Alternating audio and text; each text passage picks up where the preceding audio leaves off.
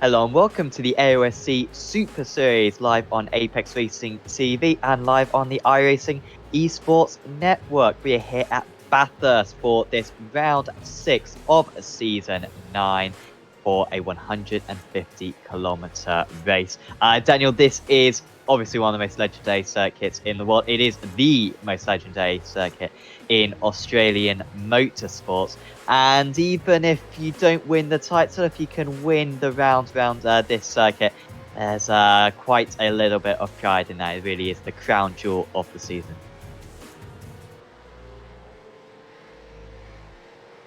As we may have lost Daniel for a second, but no, yeah, this circuit really is rated above the others, and all these guys should be massively prepared for this. Yeah, g'day Sam, g'day everyone. Absolutely, it doesn't matter. I mean, Dan's probably awestruck about Bathurst. He should be. It's a legendary circuit, as you say. It's the best circuit in Australian sim racing, in Australian racing for anything. It might be just because you have to say it because we're in iRacing series, but it's perfect track, and who doesn't love it? Definitely. Of course, big thanks to all the sponsors for this championship, which make this series possible. So massive thanks to all of them. Akita, who provide safety rigging, rigging and height equipment. So if you're doing some DIY or if you have got a business that you need any of that done, go to Akita's website. There is everything you could hope for in that department, so do go to Akita Solutions for that. Drink Shifters, who make fantastic quality Aussie-made premium shifters, and also brick bias and ARB adjusters as well. Race Circuit Arts Australia, making high quality CNC race circuits, which you can hang on the wall or on your desk. Really fantastic quality of them. Sixth Gear Imagery, you are doing the sim racing digital imagery for this series, so do certainly go to the AOSC Facebook page after this race is complete, and you can get some awesome shots of all the different cars out there thanks to Sixth Gear Imagery. Wolf Graphics, who make Aussie-made stickers, fantastic quality of them, and also West End Master, Too Easy Finance, and Parramatta Isuzu Ute as well. Sydney car dealers led by Jamie McKnight, one of the drivers in this series. Thanks to him, and do check out all of them if you are in the Sydney area. We are currently in this 20-minute qualifying session. The drivers got 20 minutes to set a lap time, and that will set the order for this race. And so far this season, it has been pretty incredible, because it has been utter domination so far from James Scott. He's won every single race this season. We should add, not by big margins. I mean, at a couple of races so far this season, hasn't necessarily been the fastest driver. Monza, he wasn't necessarily the fastest. He was challenged by Jordan Ross, I believe, on that occasion. And also Okayama as well. We saw a fantastic challenge from Adam Briggs, and also, of course, they were quite fortunate at Silverstone as well. But he has been able to get all these race wins so far, and he is looking very strong at this Bathurst circuit as well, taking provisional pole over his teammate by half a tenth of a second up there. Absolutely, like you're saying, it hasn't been like total domination. He has been challenged. Briggsy here on screen, he's been challenging for a few times. We've seen Andrew Dicing get up there as well, but it has been typical James Scott clinical fashion of performing well, qualifying well, and performing well on race day. He is in the he's in the prime position at the moment for achieving pole, but his teammate Brady Myers, he does have a point to prove, and being about 600 thousandths away, he will want to outgun his teammate here and get that trophy that everyone craves around Mount Panorama. Kind of think of this circuit as or these Bathurst events in this car as almost like a Le Mans 24 hours or Indy 500, where you have like a week of testing or even more potentially around the circuit before the event. These guys will know this circuit so well. They visit this place every few months in all these various series. I believe all the supercar series do visit Bathurst pretty much every season. Of course, we've got the 1000 special event coming up pretty soon, so all the different series. Scott's visited here very recently in the last few days, so the setups will almost be perfect, and all the teams will know the circuit. They've got a huge amount of dates to go through.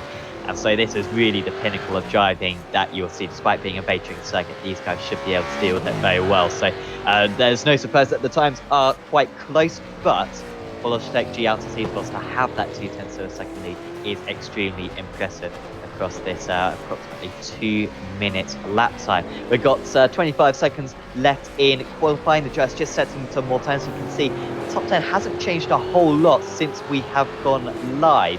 Maybe the track temperature just warming up a little bit with the amount of cars on the circuit, and maybe also getting a little bit warmer the air temperature as well. You can see 36 degrees air temperature. Track should be getting a little bit cooler as the race goes on. So it's 3:30 in the afternoon, so it should be getting a bit cooler. Myers is back into the pits, so certainly Scott's going to be top of the Altus Esports cars, but can he improve again? It's looking pretty good through Forest Elbow. And so far on this lap, at least I'm seeing, he's set a bunch of personal best sectors. So whilst others are struggling to improve, James Scott is just getting faster and faster. Jordan Ross has put in a purple to the second intermediate, so he could be on a lap, or he might have just started this lap a little while ago. James Scott, yes, still performing very nice sectors to the final, 23rd and final corner down here at Murray's. Interesting to see if he can improve that benchmark over his teammate. Yeah, let's see if he 2:02.5. That is mega. Yeah, that is pretty fantastic. Yeah, what you first said there means something slightly different. Let's not get down that route.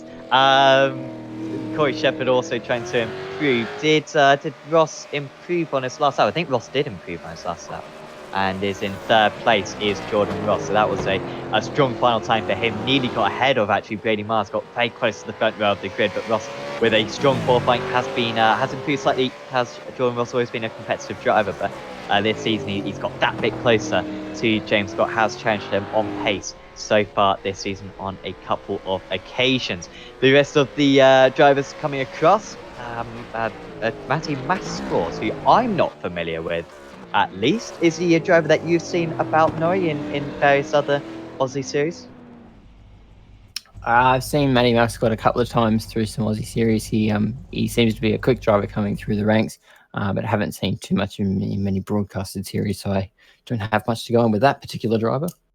It was a good qualifying for him, getting ahead of Sean Thompson, Stephen Varga, and only just behind Damien Johnston and Craig Anspach. So do watch out for Mascot, who's down as a privateer for this event, as we have got qualifying pretty much complete and will soon take over to our grid, albeit a standing start. At least I assume, as we usually have. However, there will be a few cars lining up round the final corner, of course, which can always cause some issues in order to deploy the power down. 150 kilometers is this race. The drivers will have to make a pit stop in order to get to the end of the event. And expect that pit stop around the halfway point of the race, because that is when that's the fastest stretch in terms of the tires, probably just before halfway stage, so you can maybe get an undercut, cover off the undercut from other drivers. But I'm sure there'll be a few drivers, especially the pursuit sim racing cars, who may try to extend this first stint a little bit. But certainly the first corner in these sprint races is so important, because it can be tricky to make a move soon afterwards. So no surprises about who's on pole. No surprises about the front row of the grid. In fact, James Scott and Brady Myers are locking it out again. Jordan Ross, despite a good final lap, lines up in third place. Then it's Philip Worley for DPR Racing. DPR once again going strong. Worley, the top of those cars this time. Corey Shepherd, good qualifying for him for Premier Racing Team in fifth place. Then it's Adam Briggs, Carl Stokes, Dylan Rudd. Good qualifying actually for Rudd. Beating Andrew Dyson, Jordy Sinney, who's had a good run of recently, rounds out the top 10. That's Reese King, Kobe Jones, Brian Borg, Hayden Veld, Sean Lindsell, Kenneth Latter, Jamie Stovald, Daniel Misdale, Rob Bowden, Damien Johnston, Craig Anspach, Matty Mascord, I believe in his debut for this season. Sean Thompson starts in 23rd, then Stephen Varga, Tyson McAvoy, Craig Jones, Marty Hansen, Neil Pearson, Thomas Hinds, Christian Smart, Mark Duggan, Cameron Jones, Michael Whiting, David Kimmond, Simon Chadwick, Yonty Goss, Greg Sharp, Jamie Dyke, Amanda Dalton, Paul Lee, David Coleman, Harry Dodds lining up in 42nd there, Simon Bayer a little bit out of position, Mark Fee, Chris Barnes, Mitchell Sands, and hopefully Paul Warwick. He's not currently on the grid. Unfortunately, we did have, and also actually Alex Schuler and Blake Delaney should take the grid. Unfortunately, Brad Ratu signed up under the wrong car, and we will point that out just to embarrass him a little bit. He signed up as the safety car rather than one of the supercars. So unfortunately, will not take part in this race. There you can see the Logitech G Altus Esports cars lining up on the front row of the grid. Who is going to take round 6 of season 9 of the AOSC Super Series? The 5 lights are on. And we are away racing for 150 kilometers. It was a strong start for Myers, but not enough to get him alongside Scott.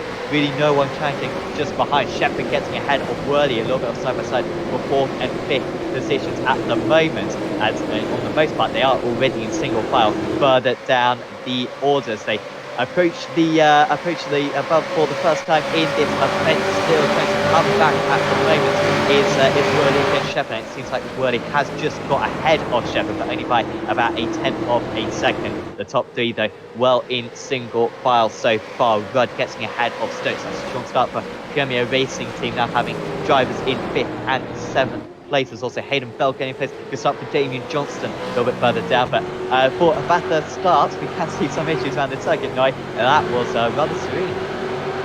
No, that was pretty clean cut driving from everyone. Like you were saying in the pre-race brief, everyone's got their setups finely tuned and everyone has got their race face on with preparation for the official 1000, but that was clean and everyone got to a nice smooth start except for one, David Kimmond, who appears to have had a bit of a carnage back there. That's a bad looking Mustang. There's a little bit of a pile-up further behind that, and we're quite fortunate not to get a safety car. That we are expecting a couple of safety cars in the race. We saw a couple at Monza earlier on in the season, and also Opad safety car is deployed. So Daniel, I think that was probably wise. A few injured cars there, and once you have a track blockage like that, it's always best to have the safety car just so the drivers don't rush through the carnage.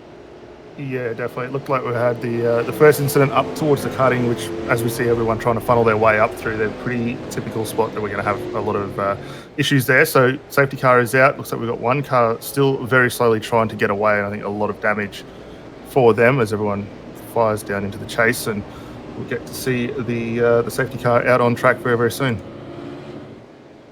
We'll try to get you a replay of what happened, but you can see just well in the background there, drivers going down the Converse Straight, well behind that. That's the kind of field separation that we've had so far. Scott Newton operating the cameras, done a good job of finding this one. This was approximately 30th place, I believe. Neil Pearson was right on board with, and it seems like Pearson's got hit by the 52 machine of Thomas Hinds. Or 2 racing. Those guys actually play first and play second place, which ain't too bad for them, although they are going to come into the pits at the moment. Pearson may be changing his line a little bit, and that's the problem with having walls right next to the circuit and an extremely narrow circuit. I don't think either of them did much wrong there, but then a big pile up right behind with Noah for the rest to go.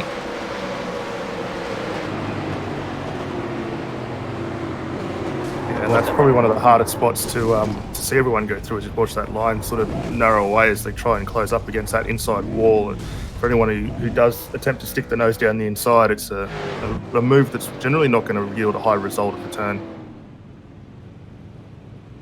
Yeah, the Jazz do have a faster pair though, and so they can pop back into the pits. You can just see there the safety car isn't actually out on circuit. We use a manual safety car in this series, which means that the drivers can come into the pits under the first lap of safety car and get a faster pair done.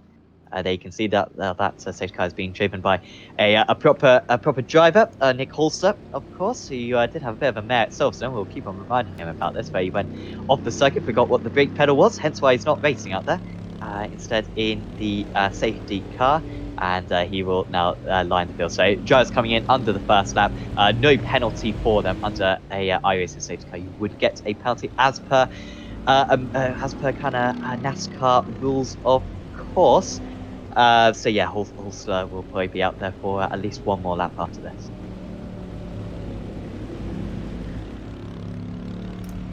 Hulsler looking fantastic as well. That livery, the Akita safety car, just a reminder about Akita, of course, providing rigging and safety equipment. Certainly do check out Akita Solutions, their website, for anything in that regard. So I think it goes without saying, guys, you can't come in under the pits in this situation and get to the end of the race, can you? If you're willing to have the bet, Sam, I'll run with it. But no, it's they're going to have to go a bit further on this one. This safety car is going to be a bit confronting for some of them because they're going to have to sort of redo the start all over again. It's far too early in the race to get home, so yeah, it's one of those awkward safety cars that you don't want to see, but they do happen at Bathurst from time to time, just because of the very nature of this circuit. Yeah, hopefully we don't see. Well, I mean, it's a guilty pleasure, isn't it, to see pile-ups? So you sometimes want to see a couple of them. Certainly, if it makes the race more interesting, we'll certainly be up for one. However, that one came a bit early. It has to be mixed up the strategy so much, and at least at the front, should be the same order, but it has shuffled things nearer to the back. Biggest gainer so far is Harry Dodds in 32nd place. He was starting in 42nd place, as you can assume. So not right at the back, to be fair, was Dodds, but he managed to get through most of the traffic. But looking at, oh dear, mate, coming to the pits, Harry, it's not worth it for crisscross racing. I think that car needs some repairs. Safety car stays out, of course.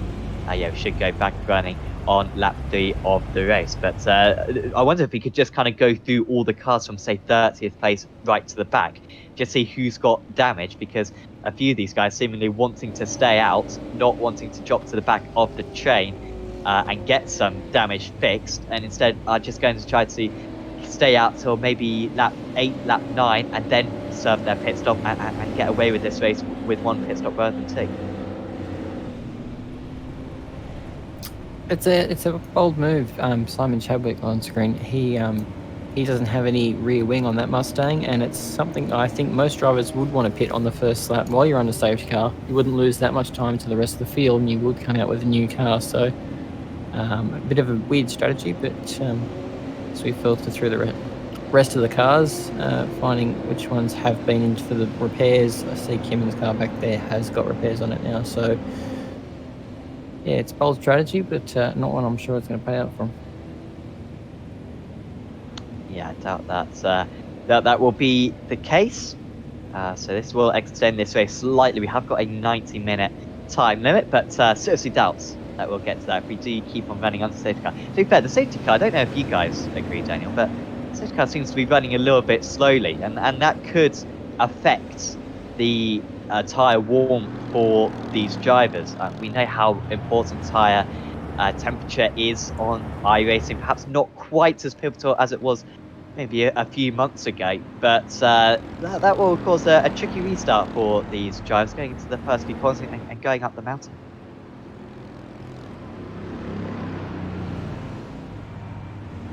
In fact, we lost Daniel again.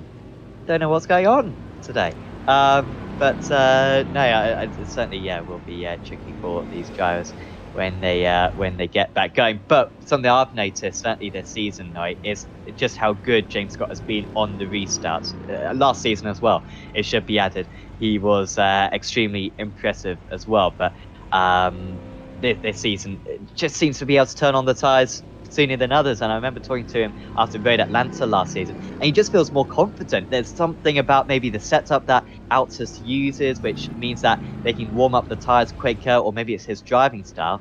But he just has that edge on everyone else, and it's difficult to put your finger on why. I think that's the one benefit of being the leader, is that you do get to set the pace, and you do get to set when everyone goes. Everyone's watching the back of his car for when they're going green. So it's a massive advantage to James for having that position. And when he's deciding when the race goes green, that's, as you can see, everyone bunching up now behind him, waiting, getting ready for it. got permission to go green anytime after the Dunlop Bridge after the chase.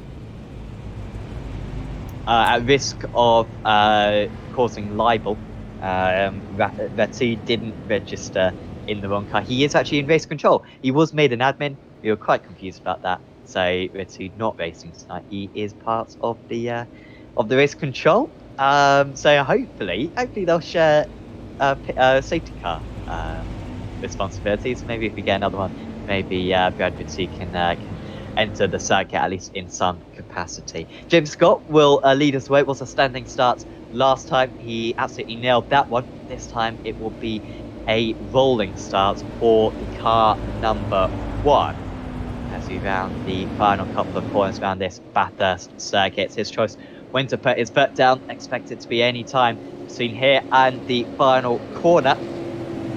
We will get back going for the remaining 21 laps of this race. Let's take GRC Sports launch away from the rest of the order, and it is James Scott who gets us back under green flag conditions here in the AOSC Super Series. And it was a comfortable start for him. A few tenths of a second clear. Very few double file further back. He just seems to be quite patient in single file, though. If you do mess up turn 1, you can be left vulnerable down the following straight. But everyone's so experienced in this situation. All negotiates in the first couple of corners well. In fact, one of the closest battles is Scott versus Myers. Myers just saying the fastest first sector of anyone, albeit that isn't particularly impressive considering the race that we've so far had, but nowhere near close enough for an overtake at the moment. So it's still the Holdens leading the way, with the Ford chasing them down. It was a pretty clumsy restart from Philip Worley back. It seems like Jordan Ross and Brady Myers sort of went with James Scott there. So pretty clumsy restart from 4th back, but we'll see how this gap starts to appear between Myers and James Scott as we keep climbing over the top of the mountain before we get to this massive great skyline and drop off the top of it, working his way down through the dipper. How good is it to watch cars go around Mount Panorama? There's just no better sight in racing. Yeah, it really is fantastic. For James Scott, I mean, whenever I'm driving this, I've driven a few Bathurst 12 hours before in like the Porsche Cup car, and personally I'm always mega concerned about crashing. When you get to Scott's and several other drivers' levels in this series, do you notice the walls anymore? I mean, do you just race as though it's a normal track and just forget about the potential for crashing once you get kind of that confident and that comes around the circuit, as we just see Dyson and Stokes in fact going alongside Dyson, trying to gain a place. Has a lovely move there from Andrew Dyson, inside of one, outside of the next, and he is up a place. Stokes with a struggling start so far. But yeah, does that enter Scott's mind that a mistake could so easily end his race in comparison to other circuits? You sort of sign that imaginary waiver when you get to a track like Bathurst. You know that race could be over in the blink of an eye. One foul move at the cutting or at Metal Grate, it could end your race. But you don't think about that during the race. You just think about how fast can I push it, how much do I have grip adhesion under the car and on the circuit. They see nothing on the table at the moment. Those two are pulling away. At the moment, the top two, decently far away from this, with about 1 second gap. Then everyone's in a queue down to about 11th place. Lewis Keane, and then he's separating, but then Sean Linsell. Plenty under pressure from Kenneth Latter at the moment, 2 EXG Motorsports drivers, and they may have to think between the two of them who they would rather be occupying that 15th place and try to chase down the drivers ahead.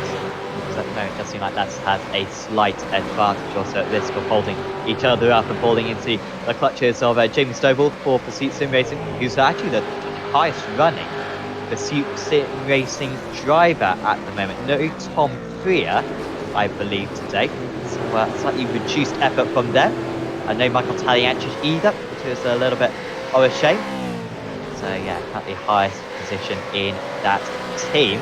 Also got Corey Shepherd trying to chase down Philip Worley, but Worley just with a little bit of a toe from Jordan Ross, and maybe that's just protecting that. Yeah, some days the toe down con rod straight will work for you, some days it won't. Looks like in this case Corey Shepherd's closing up to the back of Philip Woolley. And he's not really got the pace to run at him just yet, but he's definitely got the pace to go with him in terms of lap speed. As they round the corner, see if their lap times are roughly similar.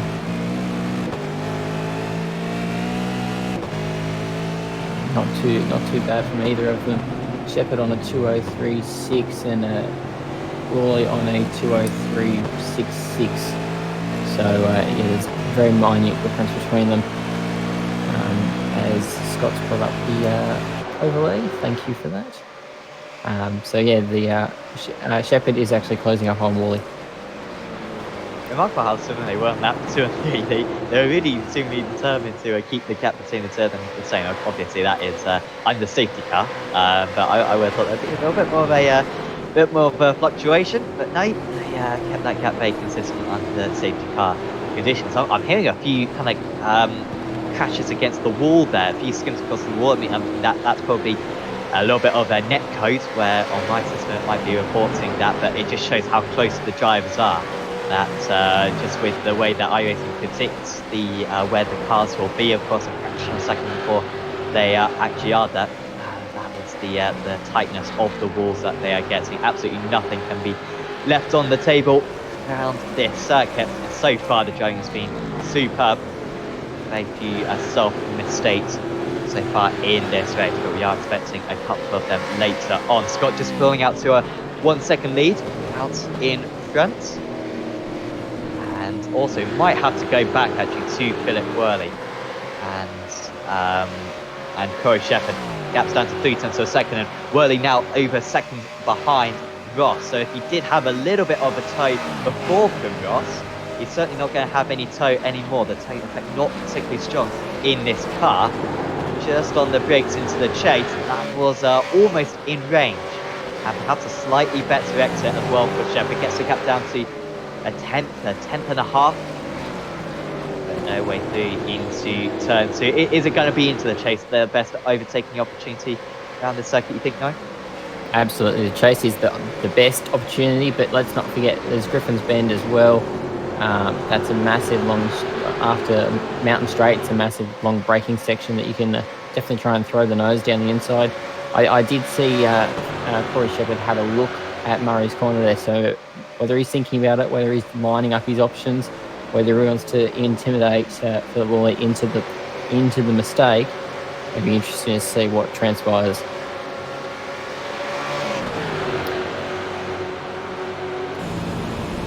Further back, McCoy chasing down on Stephen Varga. Tyson McAvoy, he's made the move, he's got it done. Luckily, Stephen Varga on the Mark 1 car ran a little bit wide there, but so it was Tyson that had the nose peeping out, looking for the gap. Yeah, locking up that front right and running a little bit wide. So Varga with a rare mistake to tackle his team actually, Craig Jones right on his tail. McAvoy now up 1 place from his start. Very few overtakes so far. I'm slightly surprised because we do have a couple of very long straights around this circuit, but then only a couple of corners where you can really go for an overtake. And the qualifying order, I think, pretty reflective well of their race pace as well. No one really holding up any big queues of cars. Further up, again, Shepherd. He's getting closer and closer, down to 0.2 of a second into the chase. There's not really worth the risk at this early point in the race for Shepherd to go for a massive dive. Maybe on the last lap he would have gone for a massive lunge already. But he may as well just save a little bit of fuel, save the tyres as well. Whilst he is sat behind his rival, of course, we are expecting pit stops as early as perhaps lap 10 as Worley. Has he made a mistake? Has he gone into the wall? No, it's just been a half spin, I think, for Worley. And he's down into 7th place, so was in 4th, and that really does release Corey Shepherd now, and this is how it happens. He's actually the move just ahead.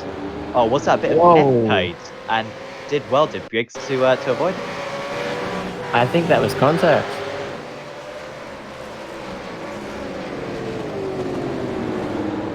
netcode incident. So Corey Shepherd got away with that one quite cleanly.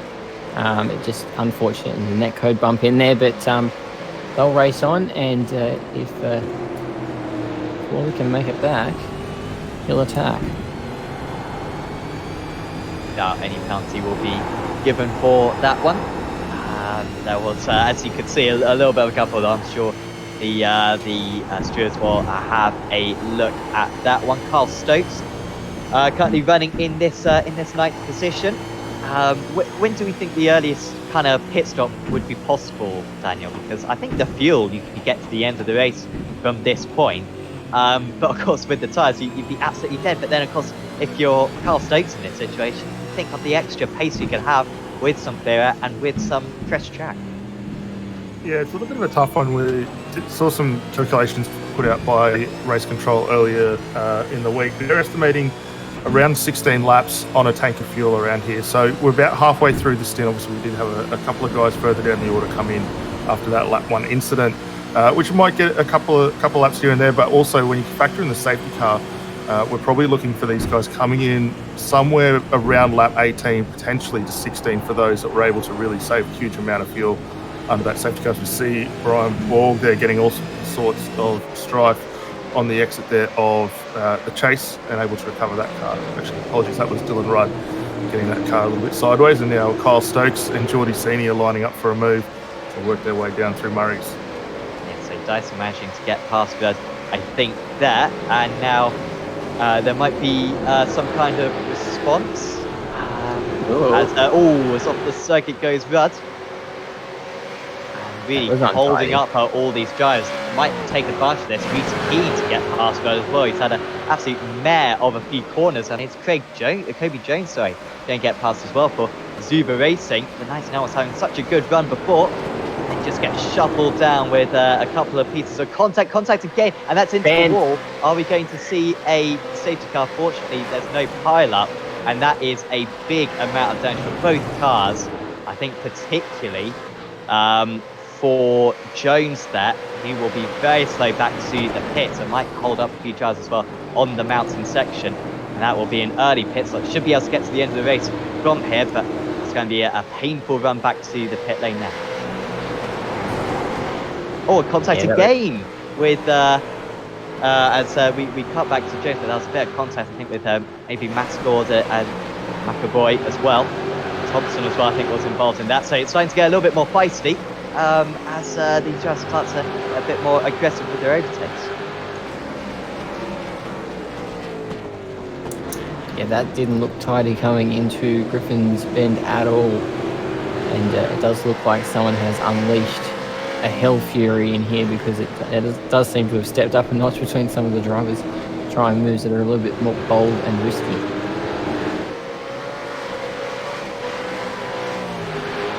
Kobe Jones then is just ahead of these guys. I think he's just pulling off to the side. Just making sure that he doesn't get in anyone's way, of course, after that early contact. Shame for James as well, because he was in with a chance of gaining a few places out of that. As the 585 of Matthew Mascord. He is just defending, actually, against Tyson Roy. 4 places gained so far for Tyson, as we got the 92 into the pits. Line for many of these corners. That was a Thompson into the pits. I think a few drivers, now that they're within the pit window, so much fighting going on out on circuit at the moment, losing so much time, probably losing 2 or 3 seconds a lap. They just want to get into the pit, to get some fresh air. When you're in this part of the when you're on this part of the track, you can come into the pits and come out right behind everyone else and can get some clear air. And that is what they are trying to do. Mascot doing a good job there, up into 17th place now, and defending that place. Yeah, he's not making it easy for the guys to get through around him either. He's really just positioning that car quite nicely. Just a fraction over off the racing line there, and just holding that spot quite well. So good on him for doing that. Christian Smart, in a really solid fight here. He's got Cameron Jones right behind. His closes up on the back of Marty Hansen, Stephen Varga just ahead of this little group as well. So it's a nice solid little fight here as these guys are scrapping over the 20th position.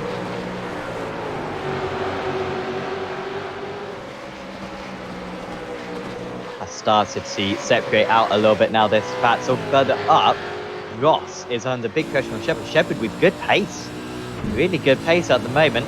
He's pretty much matching the leaders. Remember, he was stuck for a while behind another plan. Look at the straight line speed as well for Shepard. That was incredible. I don't know if that's a setup change or maybe that is just the draft. But he was making loads of time. As Ross goes wide, that's onto the grass, that's the position gone. And that's going to be a couple of places lost because, well, can Briggs take advantage of this as well? Ross will have to leave the line open. And Jordan Ross with a strange mistake, and now he comes into the pits. He shouldn't get a penalty for that pit entry, but is that just the tyres gone, guys? What's the reason for that? That was all very last minute. That's a combination of pressure and making a mistake and using that moment to maximise or minimise the penalty of paying that mistake by using that option to pit and get on some fresh tyres. See the weather, 32 degrees track temperature, so these guys would have faced much worse, and it is getting cooler. It was 36 degrees during qualifying, so I expect it to get below the 30 mark by the end of the event. Should mean that the tyres might hold on better in the second half of the race compared to the first. This is really where you'd expect to see Shepard and Briggs come into the pits just to cover off that undercut from Ross, and maybe the front two as well, coming into the pits to cover off anything from their rivals, albeit they have got a healthy advantage. 6 seconds separates first and third, 4.5 separates second and third. Ross has come back out of the pits in 20th place. He's still front of the judges who have come into the pits. Hint had to take repairs on the first half of the race. He's still yet to come in for a Manticore pit stop later on. Yeah, it's a good recovery drive for him at the moment after that earlier contact. So he's just closing up on the back of Jordan Ross for Simja Sim Racing. He's a few spots down from where he ultimately started. They've got Greg Sharp just ahead. We've got some sports team. And just behind, we've got David Kidman hanging on to the back of Hinz here as well. So Hinz has got to keep his eyes forward as much as possible, close that gap down, but just be wary of the guys as they work their way down off the top of Skyline for the 11th time so far tonight. The car looking quite handy there as he navigates his way through that. Stokes passing Cine. Stokes did start ahead of Cine, but had a little bit of a tricky run so far. He has now got ahead. Interesting, Shepard stays out. And Briggs comes in, and Worley comes in as well. I feel like that might be Shepard leaving himself well open to the undercut from Ross and Briggs, but he has got good pace to be fair, so if anyone's going to be able to resist that undercut, it's going to be him. Further down, Dyson passing him, and that's fresh tyres versus new tyres. Fresh tyres versus old tyres, and that is why Dyson's got past. Trying to figure out how that fresh tyres, new tyres thing works, but Kim in now pulling off into the pit lane. As you were saying, Corey Shepard had the better speed advantage on those old tyres, so if the undercut's going to work against anyone, it's going to work against him, but he should be quite strong here tonight. This battle with Manny Mascot and Tyson McAvoy still going strong. Seems to be holding the car in the right spot at the right time just to avoid that preceding car getting by.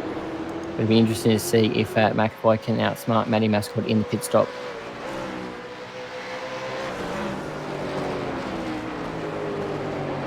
Just wondering, maybe Shepard is holding out for a safety car. I wonder if a safety car came out now, I don't think it'd necessarily benefit anyone, because it would just pick up the leader. It would potentially really harm the lead, but that would be very unlucky in that situation, that the safety car would have to be announced at the worst time, as that was almost the worst situation for McAvoy there. He had a huge slide at the top of the mountain, took way too much curb and did well to hang on to the car 16 places. Don't want to lose all of them easily.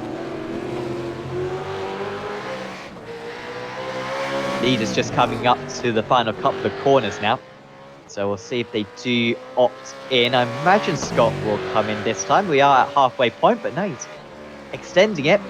This probably isn't the fastest way to the end of the race, but if there is a safety car later on, it means that when you have fresher tyres, basically. So when you've got the gap, you may as well stay out. Shepard does finally come into the pits, and this will be close between him and Ross. Just looking further down at Ross, has he been in truck? He has actually. He's behind Adam Briggs, who also came into the pits on that last lap. So these guys have a decent chance of undercutting Shepherd if Shepherd is a couple of seconds longer in his pit stop. Yeah, and the hard thing they're going to have to be cautious of here is just not fighting as much as they're doing. You see Ross there as he fired that car down through the chase, got a little bit unsettled in the rear, so he's giving it all he's got. They're coming through Murray's now. Looks like we've still got Shepherd stationary in the lane. He's been there for 14 seconds, dropped and now away, but not going to be able to maintain that spot. You'll see him just catch up or be overtaken by these guys as they work their way up the mountain one more time. Well, it seems as though he's just got it, cutting the first corner, and Shepherd, that is the perfect place to be. Another half a second stationary, and I think he would have probably been got. But instead, it is Corey Shepherd who maintains effectively third place. And that is just testament to how fast that Premier Racing team car is, that he can go one lap longer than Briggs, 2 laps longer than Ross. And despite being on those old tyres, maintaining good pace. And that should be P3 for him, and might even have a chance of putting some pressure on Scott and Myers in the closing stages of the race.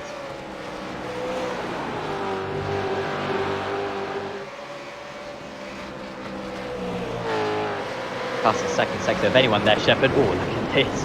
With, Goth still hasn't come into the pits. I'd recommend he does. He came, in fact, yeah, he hasn't come into the pits because he was involved in the first lap wreck. I don't know why he hasn't come into the pits so far, Goth, but he's hanging out there.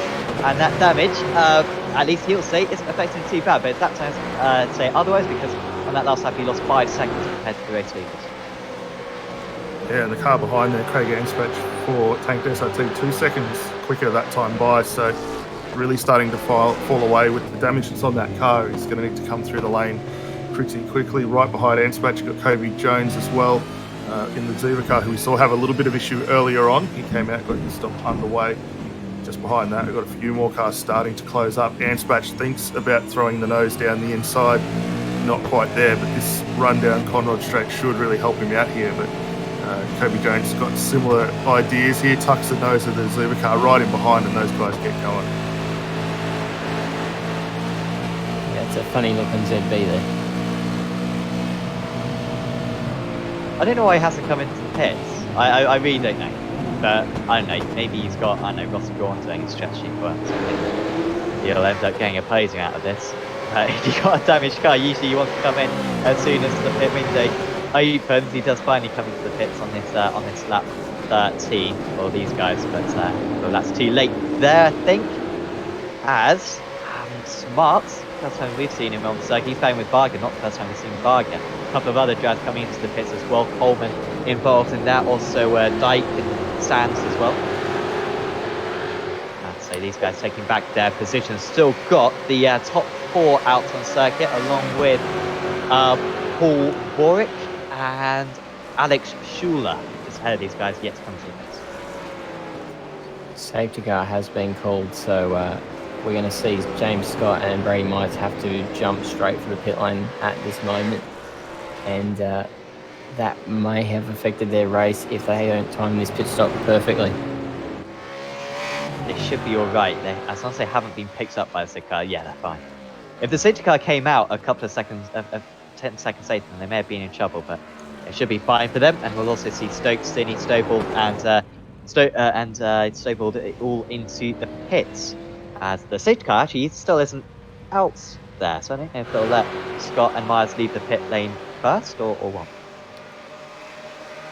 She's probably found the brake pedal. Yeah.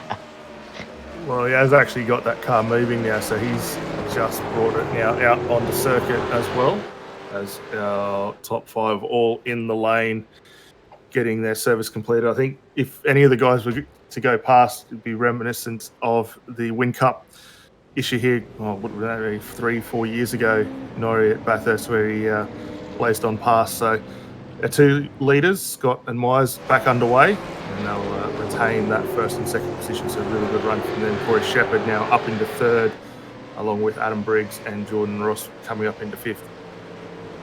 Pretty sure that was 2013 Bathurst from memory.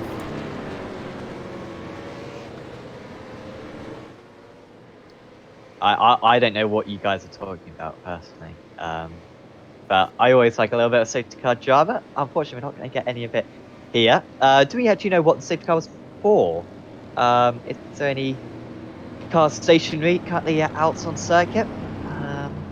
Because we would assume that there's been a crash or maybe an engine blow. We did see plenty of engine blowouts at Silverstone, of course, which were rather spontaneous. But the second safety car so far, and well, if we keep on going like this, we may well see a third later on in the event. We should just have this lap and then probably one more under the safety car conditions. But that does now mean that everyone's come into the pits.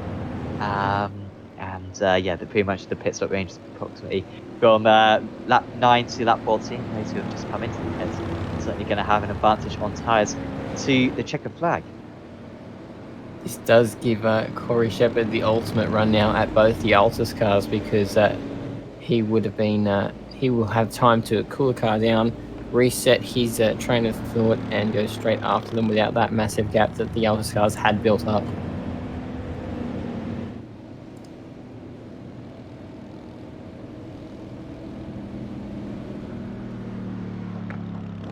Yeah, if he's going to win this race, go straight away, go get past immediately. Does Shepherd.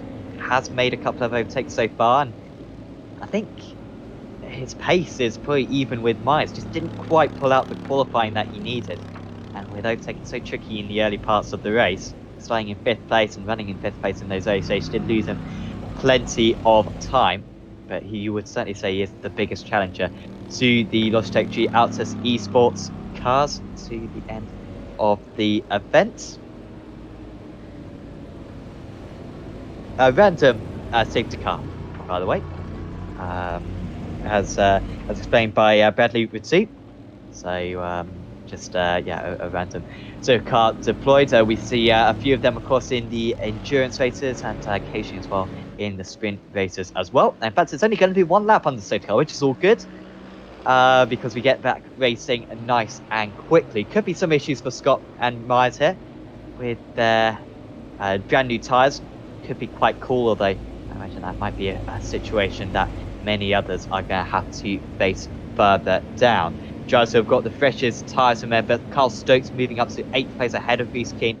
Watch out for him in the 888 machine. He might be quite dangerous in these opening few laps. And of course the front two as well on fresh tyres. And also maybe Dylan Rudd, apologies, Jordy Sinney as well, lining up in 12th place. He might be dangerous for Sunji Sim Racing to gain a couple of places. Last time we saw Scott putting his foot down, just coming out of the chase.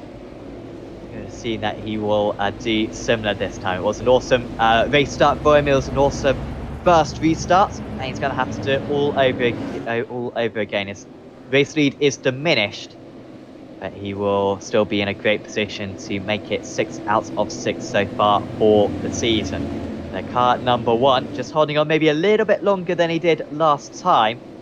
So he puts his foot down. He is certainly holding it on longer than last time. Just goes before the final corner, and to start lap 16 of this race, James Scott for Logitech G Altus Esports leads away a 1-2 start for them. Corey Shepherd only half a second behind the second place man at the moment, quite getting the launch that he needed in order to launch an attack.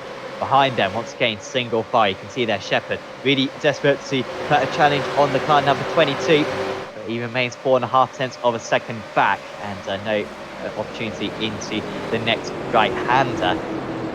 As we saw last time, single file all the way down the order. Too many overtakes, but I expect a few drivers to try to take advantage of this in a few corners' time. Yeah, it's interesting to see the top 3 really read the jump quite well when Scott got away. Briggs, Ross and Worley just lagging a fraction behind, but they should be able to close up quite a bit of that margin as they work their way up over the top of Skyline. And as they head down into the grade here, those cars will be pretty handy, so they should be all right there. Further down the field, everyone else still within 3 or 4 tenths of each other, so they get back underway now.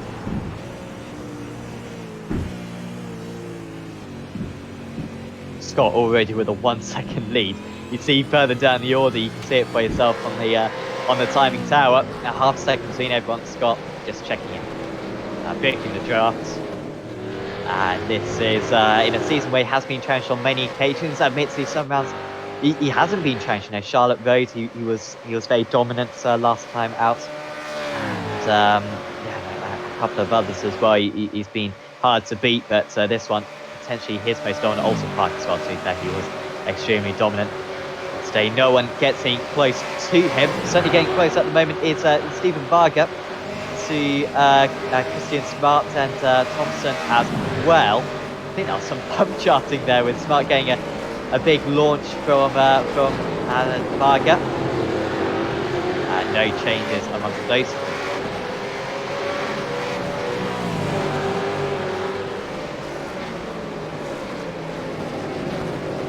Fastest lap of the race, by the way, for James Scott. So there's cold tires, if anything, helping him out a bit. 2-minute 3.09. A few personal bests. In fact, those just setting personal bests further down the order. You can check out the live timing link in the description below. Click on that and you can open up a web page which will tell you the drivers' last lap times, their best lap times, gaps between all the drivers, what lap they came into the pits, their length of pit stop. It's all really useful stuff. So do click on the live timing link in the description below, provided by SDK Gaming, and you can get all that data up if you've got an extra monitor. Looking behind this battle, looks like Adam Briggs is now closed up onto the back of Corey Shepherd as well. These guys scrapping for that third spot.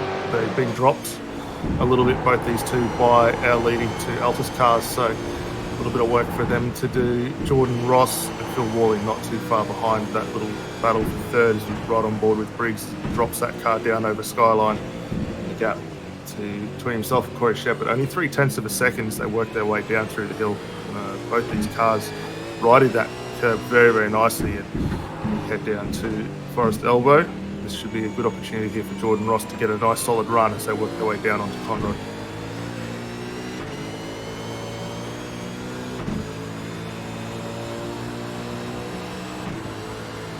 Is there the temptation? I guess it doesn't really apply for Shepherd, but if Shepherd got close to Myers, do you think there'd be the temptation for Scott to hold back and maybe give Myers a little bit of a draft, or do you think that is just, you know, micromanaging to an unbeatable level? I don't think it would be necessary for the Altus cars to do that. Brady is just as fast as Scott any day of the week with these cars at the circuit. Exactly, you're right at the moment with a couple of seconds advantage. I really thought that Shepherd might be able to get closer to the Logitech cars, but I don't know if it's the tyres or maybe just outright pace, but they are showing their dominance once again, similar to Alton Park when they got a, well, at least certainly locked out the front row. I'm not sure if Shepherd ended up getting second place, but it was still a good run for the pair of them. Anspach versus Smart, who was being helped along a little bit earlier on, but now he's on the attack. And Smart just ahead there of Anspach, going wide just ahead of them was Jones, Craig Jones. Or was it Maxwell? Apologies. And now Anspach just going to defend that place. That's a big move from Varga to take advantage. They couldn't quite get alongside. You don't want to be alongside on this part of the track. Certainly does seem to be a bit of a bottleneck behind Matty Mascord. Oh, one of his first races of the season. Sean Thompson bouncing off the wall there, and that'll be a very damaged car for the KRF driver there. So he pulls that along at the grate, so he's going to drop a huge amount of positions as a result of that hit. That was a hard shot into the wall. Sort of yeah, it's not a nice hit, and sort of challenges drivers behind him to be alert that he's slow moving on the circuit. Safety car required, it seems. Should be able to limp that car back to pits. Jordy Stinney as well was getting all crossed up down into Forest Elbow. That was fantastic to see, locking up the rear brakes and to have some opposite lock on whilst going down straight just to keep control of the machine. Managed to, he remains in 12th place. He made contact though to Dylan Rudd in front of him. Fastest lap of the race, by the way, for Brady Myers. A couple of laps ago, but on that lap, just a couple of tenths of pace, just starting to slow down a little bit now as the tyre starts to overheat out there. That being said, our 2 leaders still the quickest 2 cars out on circuit that last time by. 203.26 for Scott, 203.45 for Myers just behind. So the AOSC cars really got their setup working exceptionally well, especially after that restart. They've got the tyres back up where they need it and been able to drive away. Shepard's still doing a fantastic job holding on to that 3rd position as they work their way up the hill. Briggs has not let go of him here. These 2 have been pretty well inseparable the last couple of laps. They're keeping enough of a distance over Ross, Worley and Stokes behind, but the more that battle continues to fight on, they're definitely going to bring those 3 up back into contention. Anspach had an issue. Going back to safety car. 3rd safety car of the day, and this you would hope that this will be the last one. I think there was the concern that Anspach might cause a hold up there. He was fighting in that battle for 20th place, and actually he's going to be able to take back a couple of places. It seems they will just stay in that place, but was overtaken and then slid into the wall, and that could have been a whole lot worse for the cars behind. Here was sliding with the 868, that's Stephen Varga, who has made a few enemies here, and twice and 3 times into the wall, and the admins straight away onto that one, calling the safety car.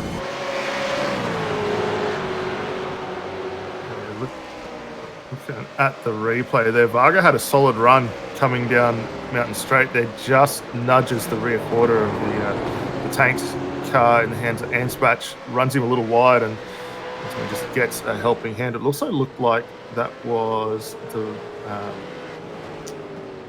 Ratu car there also involved in it also. So that's a little bit of insult to injury there for Anspach, and he'll get that car back. Hopefully he's still got a repair available to him and he can get that car back underway, but he will drop a long way down to the back of the field as a result.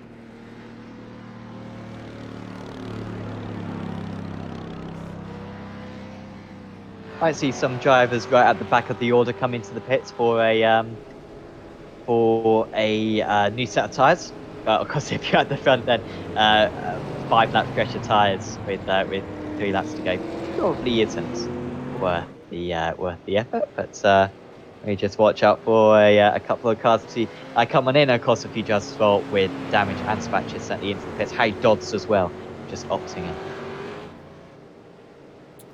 I actually like that move for a few of the guys at the back to come in and maybe roll the dice on a new set of tyres. I mean, if you're fighting all the way back there, you're not going to lose anything here. You've got the opportunity to catch back up under the pace car. This could help them definitely promote themselves up half a dozen places in the next 4 to 5 laps here as we conclude this race. So it's pretty bold strategy for those guys, but hats off to them for having a crack at it. And this is the place where you do have to have a crack at any move, any strategy gain you can find. Any points you get at Mount Panorama are important, but one's even more important if you can get some solid results on the board. Progress your career further.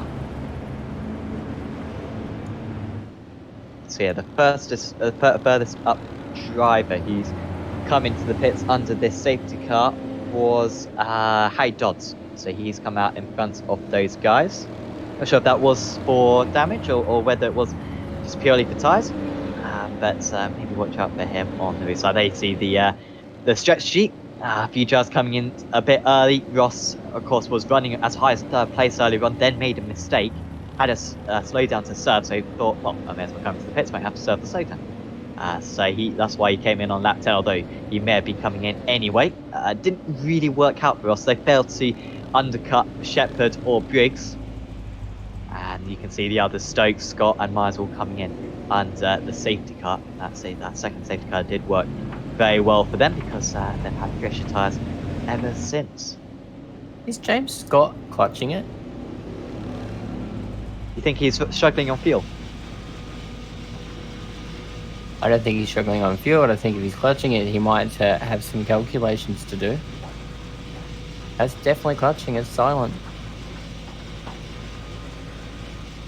I mean, I don't know if he's just so bored that he's like, oh, I'll just use the clutch. I'm bored of using the accelerator so much to build this thing. I'm just going to use the clutch for a bit. But I mean, you would think with the safety car, their fuel issues would be over. Unless, do you use more fuel under safety car? I don't know. I doubt you do, because you use less throttle. You definitely wouldn't be using anywhere near the same fuel loading that you'd see traditionally under full stint. But I think actually for Scott here, probably just playing a little bit of the mind game, just saving that little bit of fuel in the event that he does come into anything later on. And we know how tight these guys run their fuel calculations at the end of the race. We've seen quite a few come to race end with 0.1 of a litre left in these cars. Saving those little bits here and there definitely going to help him out if he does find himself in a battle, potentially with his teammate or Corey Shepherd, as this race unfolds. If he wins this race, as it looks like he will do, we'll certainly ask him about that. The driver's just not driving on the track this time. Adam Griggs saying that he's had enough of tarmac. He's going to become a grass racer. And also just in front of him was, Jordan Ross as well was going a little bit off the track a couple of times on that safety car lap.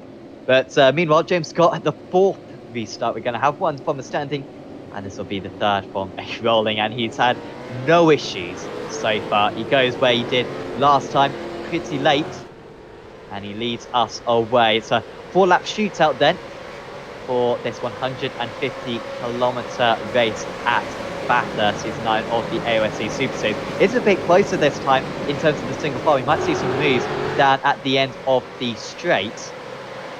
Brady Myers 0.4 of a second behind. Reece Keane actually just gaining a place at the moment.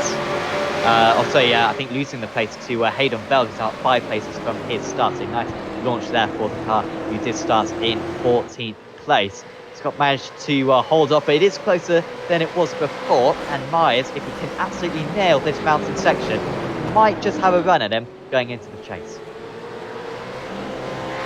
I think these two will be playing it pretty safe here. They're not going to want to throw away these two top points positions that they could get here. I mean, we saw that earlier in the season. Unfortunately for Myers, missing a pit entry. These two, though, working very, very nicely to get that gap. They've already extended it to 0.7 of a second over Corey Shepherd as they fire across the top of Skyline, drop down the hill again, and they're already really pushing on quite nicely to edge that gap out a little bit further. But I think the two teammates here are just going to start working together, utilise that draft, and start skipping away a little bit more like we saw earlier on.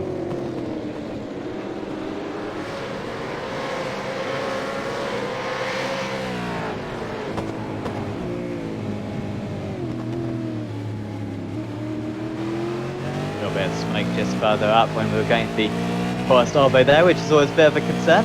You're going to see a stationary car just in front of you, but no such wide major driver skimming the wall. Myers is within 0.3 of a second, might just have to cut back to that one. But of course they are teammates, and as Daniel was saying, you would expect them not to mess this one up. Got plenty of experience between the two of them, plenty of years of experience at a high level to these two. Myers still yet to win a race, certainly this season. Didn't win any last season. Well, didn't really take part in many races last season. Did Brady? James Scott so far with all of the race wins. This would be 6 out of 6 in the domination they showed last season, which we really thought would be tricky to eclipse, and yet he has managed to do it. Jones with an issue. Craig Jones, who's had a very good race so far. Oh, that's a lot of damage on that car. He seems to have been, I can only imagine he's crashed at the last corner.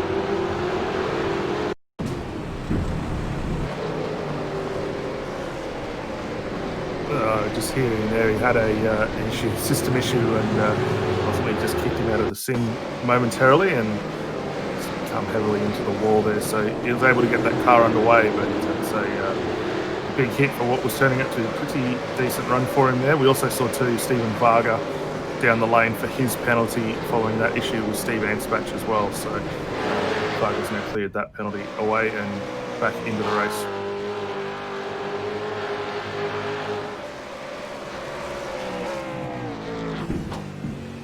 Plenty of issues for those drivers who were in that battle for 20th place. It was a big pack early on. It's still a big pack, admittedly, but it involves lots of different drivers because we've had plenty of troubles in that part of the track. The top 20, however, mainly being able to remain incident-free so far in this event. 0.6 of a second between the top two.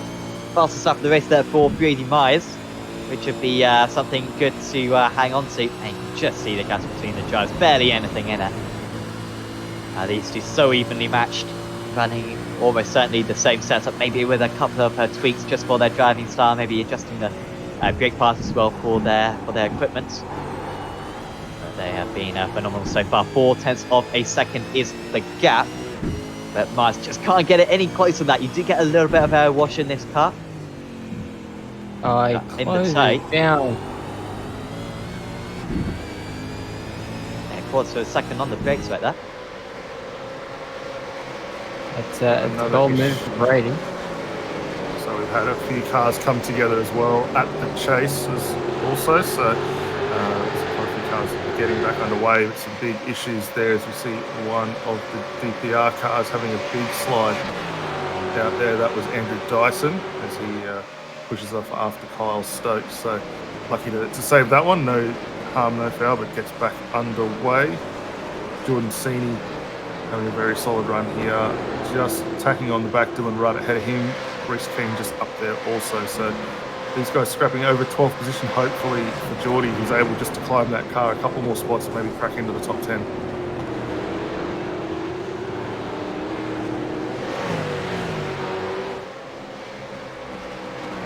So if you mentioned it, Daniel, but he of course he has got the fresh tyres on the car, so he should have a pace of bunch full lead.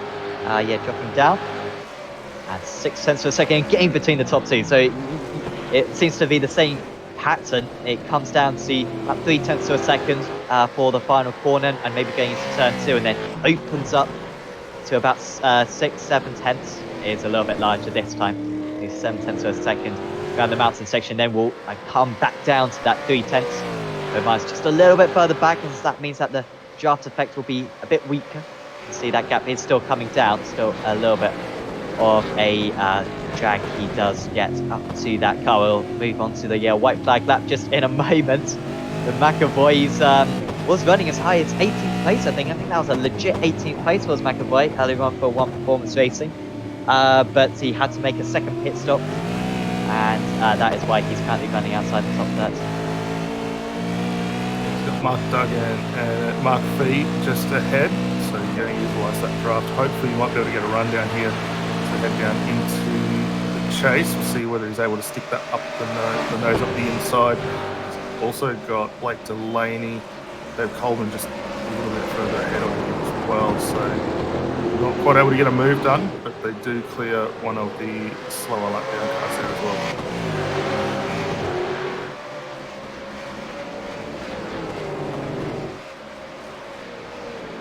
A really close battle here. Ross trying to attack Briggs. Oh, he couldn't quite make it. This has come out of nowhere. I think it must have been a mistake from Briggs.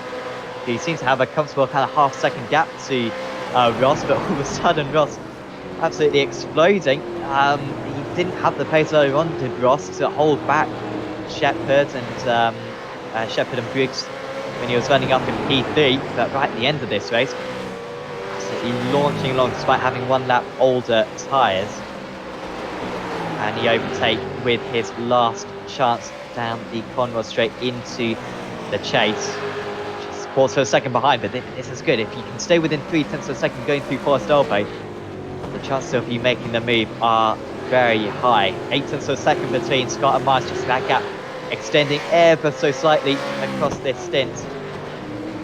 It should be good enough for him to take the win, as Myers makes a little bit of a mistake through Forest Elbow. What's the gap between 4th and 5th? 4 tenths of a second, so it'll be tricky for us to make that one. But out in the lead, let's take the AOSC Sports dominating so far. They had a great team race at Bathurst, at Silverstone for race 1 of the season when they won the Enduro, as Stokes is coming past Worley down the inside. It looks as though Stokes is going to be able to make that one. It looks as though, he has got it done on the timing screen.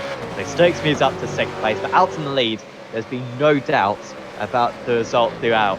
Scott and Myers took pole position, took the front row of the grid, and they are going to take a 1-2 finish as well in formation flying.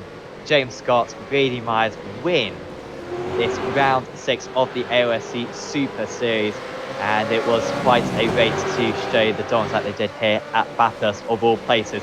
The 747 of Sharp holding off Dyke right at the end, and that was good defense. The finish line comes up quick around this circuit. Stokes did make that move stick on Worley. He'll be delighted with that one. Tingy Sim Racing making a 5th and 6th, and it's a pretty slow final call for a few of these guys. Just behind was that a move for, I think that was on a back marker, in fact.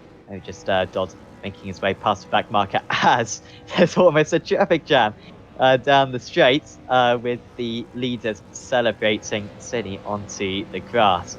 And they will pull off some nice dance. That's a fantastic sight to see all the different teams represented out there. And guys, 6 out of 6 for James Scott. Daniel, this was difficult to imagine last season when I think he got the first 3 race wins of the season. He got about 10 race victories across the championship. But to have 6 out of 6 at this point of the season is absolutely astonishing. I don't think we've ever seen this level of dominance in such a high quality series.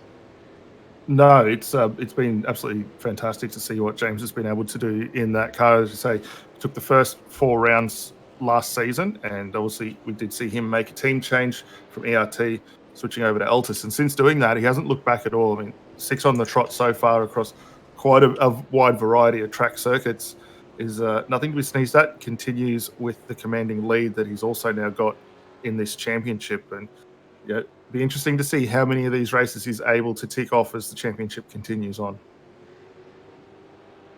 Yeah, he needs to. I mean, could he win every race? Could he win every race? I doubt it. Personally, I seriously doubt it. But if he keeps on doing it like this, and he keeps on showing this level of dominance, you know what? It might just be on. That is probably his biggest challenge at the moment, because the championship he already had a big advantage in, and he's going to have a huge advantage in it after this round. We should be able to take you through your final results. Can we take you through your final results? I think we can. Yeah, there you go. James Scott wins out 1.5 tenths of a second. That'll be one of the closest finishes of the season, albeit was slightly formation. I did think, Indianapolis 2002 was perhaps going to have.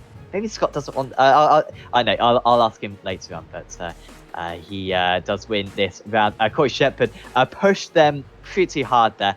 Maybe if Shepherd started on the front, the second round of the grid, maybe he could have put more pressure. But that's still a really good podium for the Premier Racing Team driver. Adam Briggs was in a strong 4th place, gaining a couple of places. Jordan Ross will be a little bit frustrated with that, but still 5th place is a good, solid result. Good points for him in the championship. Carl Stokes was in 6th. Then it was Philip Worley, Andrew Dyson, Hayden Veld, and Reese Keane rounding out the top 10. By the way, Veld with 5 places gained for KRF Motorsports. Good result for him. Then it was Dylan Rudd, who just got shuffled down at the midpoint of the race. If it weren't for that, a top 7, I think, could have been his, but just had a mare of a few corners and ended up in 11th. Geordie Sinney, despite the fresh tyres, ends up in 12th. Then it was Sean Lindsell, good solid drive for him, in 13th. Jamie Stovall was in 14th, and Damien Johnston in 15th. Then it was Kenneth Latter, who ended where he started. Rob Bowden, Christian Smart was up 12 places. Great drive for Christian out there. Matty Mascord was in 19th, and Marty Hansen in 20th. Behind that was Thomas Hinz, Greg Sharp, Jamie Dyke, Simon Chadwick, David Kimmins, Paul Warwick, Amanda Dalton, very much under the radar actually, was Dalton. By the way, Warwick with 21 places gained. That's mad. Dalton with 12. Michael Whiten with 15 places gained. Blake Deneen with 20 places gained. Then it was Tyson McAvoy, Mark Duggan, David Coleman, Yonte Goss, Alex Schuler, Stephen Varga, Harry Dodds, Mark Fee, Paul Lee, Cameron Jones, Craig Anspach, Craig Jones, Simon Bayer, Brian Borg, Sean Thompson, Mitchell Sands, Kobe Jones, Daniel Misdale, Chris Barnes, and Neil Pearson. Nick also gets in 4 laps in the pace car, so he would have enjoyed his time, I am sure. We have got a few interviews to get through now, and first up, as I've kind of come accustomed to, he's very game bored with me at this point. It's James Scott, who is in the commentary room with us, who has made it 6 wins out of 6 this season. James, we've seen you challenged on many occasions so far this season. I mean, Silverstone was tough, of course. Okayama was tough as well, and Monza actually was really tricky. But today, you and Brady just seem to be in a league of your own out there. I mean, for a track that everyone knows so well, can you put your finger on where you found that advantage? Not specifically. The car was obviously quite good. Obviously, we've done a fair few laps here leading up to this one. It's a well-known track. And we both go pretty well here. So, yeah, the cars were good. And lucky enough, we've come away with a 1-2. We're asking a few questions in the commentary box during the race about you using the clutch under the safety car. What was that about? Yeah, just save a little bit of fuel wherever we can. I suppose everyone would have been doing it. Wherever you can gain a little bit of advantage, have to take advantage of it. And in that first stint, we saw you and Brady both extending that first stint quite a bit. Is there like an agreement between you guys that you won't like undercut one another? Because it could have easily happened that Brady, pitted in on lap 10 and forced you to come in. So was there like an agreement that that he wouldn't come into the pits before you did? Obviously, we have great respect for each other. We always are allowed to race. There's no sort of team orders or anything like that. But the way we sort of worked it out is we weren't actually going to get an advantage by coming in earlier, by following, I think it was Jordan, when he was one of the first of the stoppers there. So we just decided to stay out, and I was just making sure that we got a clean track on exit. But lucky enough, the lap we were going to pit, the safety car come out, so it didn't really hurt us all that much. And looking for the rest of the season, I mean, this is 6 wins out of 6 now.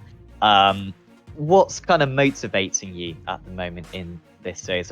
Because, I mean, even you've got to admit, the championship's looking good, especially with the others taking so many points off one another. Would you say your kind of determination to win is just as high as if the championship was mega close, or what's your mindset with that at the moment? Yeah, definitely. I mean, my desire is always to win as many races as I can. No race is ever easy. You got to always put in the work to make sure you secure a result when it comes to the race. So I just want to keep winning and see what happens with the championship, and keep winning, and it'll take care of itself pretty much. Absolutely. Well, congratulations on another race win, James. Is there anyone you'd like to give a shout out to? Obviously, all the guys at Altus Esports, especially Brady's been awesome to work with for this one, and obviously I can trust him being behind me, so there was going to be no tangles there. And obviously our great sponsors, Logitech G, Astro Gaming, Cube Controls, Own 3D, and our new one with Racetech. Awesome. Well, thanks for having a chat with us, James. And well, hopefully we'll see you back next week. Thanks, guys. That was your race winner and championship leader, James Scott for Logitech G Altus Esports. Taking another race win tonight. Next up, we will have a chat with Brady Myers, and he is standing by with Daniel. Brady, congratulations, second place tonight. Fantastic drive for yourself and the Altus team taking the 1-2. From your point of view, you saw you come into a little bit of attack early on, especially under the restarts from Corey Shepherd. Were you cautious of how that was going to play out, and other than that, how'd you find the car out there tonight? Yeah, car wasn't too bad. I knew Corey he's quite good on restarts, but so I knew it was pretty important to make sure I maximized my restart sort of technique. And once I managed to get some tire temp back, it was sort of just a matter of just managing my tires and heat and stuff in the wear. And rest is history. I think car was quite good. Wasn't too bad, but I had a couple of wheel issues where force feedback just felt like it was cut in half. So that hampered me a little bit, but overall I think James was just a bit quicker tonight. So well done to him. Yeah, and we were keeping an eye as we saw quite a few restarts tonight with the safety car out on track. Wondering, was there any team assistance on anticipating when the jumps were going to be prior to that final corner between yourself and James, just to help you guys out with a little bit of an advantage and clear yourself from any potential carnage that could have resulted from that? Yeah, James and I were just sort of chatting and saying, we'll just go here, and then just trying to avoid getting caught out by Corey and obviously Adam and Jordan behind. Excellent.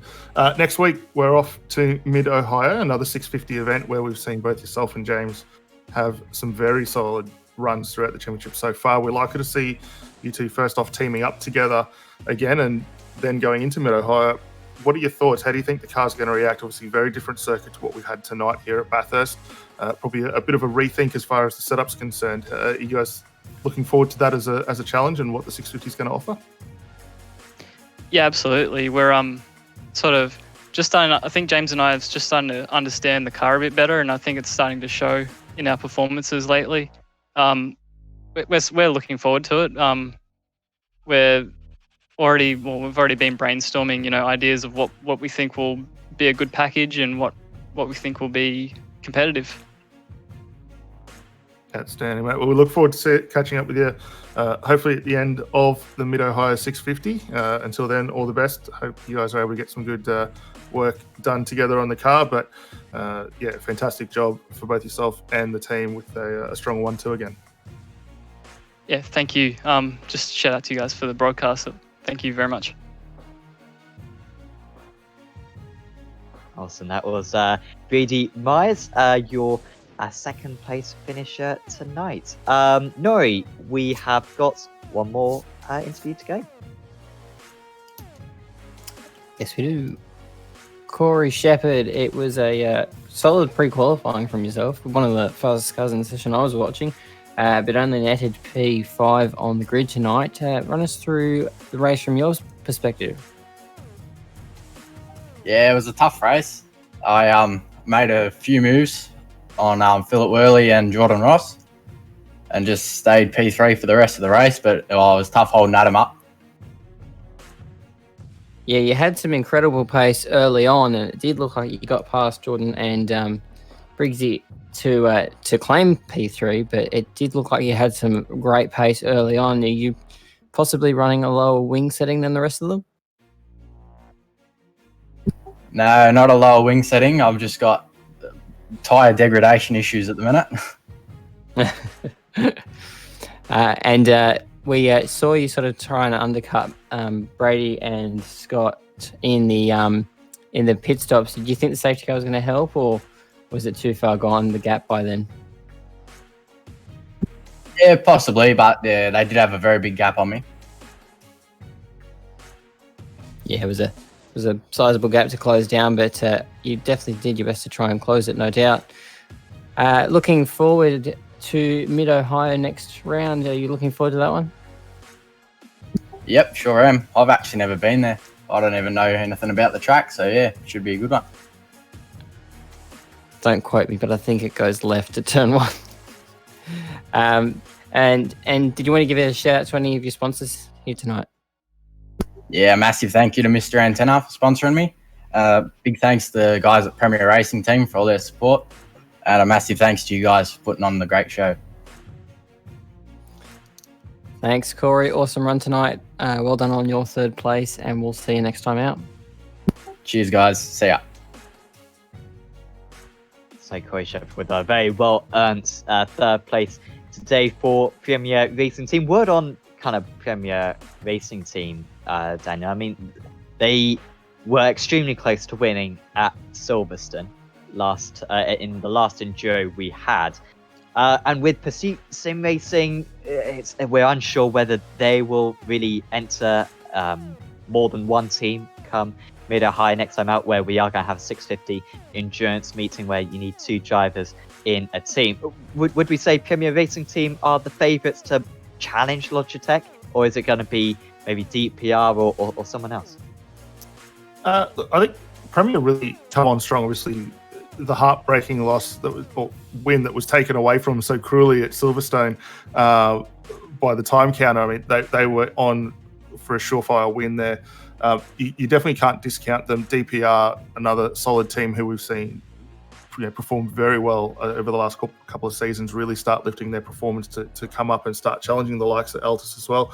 I think Synergy Sim Racing, another team that you definitely can't discount around an endurance either. I mean, we saw those cars starting to work their way back. Looks like both Jordan and Kyle have started to get their heads around those cars a little bit more. So another team probably looking to get in there. There's definitely at least 3 or 4 of these guys and teams that are definitely vying for a good opportunity. Mid-Ohio, however, is going to be a really interesting circuit. Very different to what we've seen so far throughout the championship. Probably a little closer as far as flow required to what we saw last time out at Charlotte Roval, where you've really got to get that car working, especially through Thunder Valley before you come over the start-finish line. So it's going to be really interesting to see how the guys look to approach that. Obviously, a lot of grass around that circuit as well, which could see a few issues present themselves. But yeah, it will be a very solid race to go to, and another 650k enduro. Yeah, really looking forward to that one next time out. Quick shout out, of course, to all of our sponsors once again for making this championship as good as it is with their support. Thanks to, of course, Akita Solutions, providing height, safety, and rigging equipment for sale and hire. So, yeah, go to their sites and pretty much anything you could want in that department, they will have available to Akita Solutions. Jink shifters, making brake bias and ARB shifters and also gear shifters as well. Some fantastic high quality products right there. Race Circuit Arts Australia, making race kind of outline circuits, high quality CNC products. Sixth Gear Imagery, who will be doing the shots for the Facebook page. So go to AOSC, the Facebook page, and look at all the images after this round. They should be posted up in certainly the next 24 hours or so, and you can see the high quality images that Sixth Gear have come up with. Wolf Graphics, making Aussie made stickers, and West End Master, Too Easy Finance, and Paramatta Isuzu Ute as well. Sydney car dealers led by Jamie McKnight. Certainly do check them out if you are around that area. Big thanks to all the stewards for the safety cars tonight, and of course all the live admin as well. Thanks to all the judges taking part. Thanks to you for watching along with us. Of course, if you've enjoyed this video, please do leave a like on it and subscribe to the iRacing Esports Network, because if you like V8 supercars round Bathurst, subscribe to the Esports Network. There's going to be a lot of them over the next couple of weeks as we prepare for the big Bathurst 1000 special event on iRacing. So certainly do subscribe, and you will get all the iRacing Esports videos pop up for you in your description, in your subscriptions. And also, if you wouldn't mind, please do check out Apex Racing TV as well, because we've got more action with GTs, prototypes, single seaters, all sorts on that channel. So certainly do go there. And of course, do check out the Mid-Ohio 650 coming up for round 7 of the AOSC Super Series, coming up next Friday at a similar time, maybe 1 hour earlier. That will not be one you want to miss. So big thanks to Nori and to Daniel, and for Scott Neaton as well on the cameras. I've been Sal Fitzpatrick. It is 6 out of 6 for Scott. Can anyone beat him next time out? We'll see you then.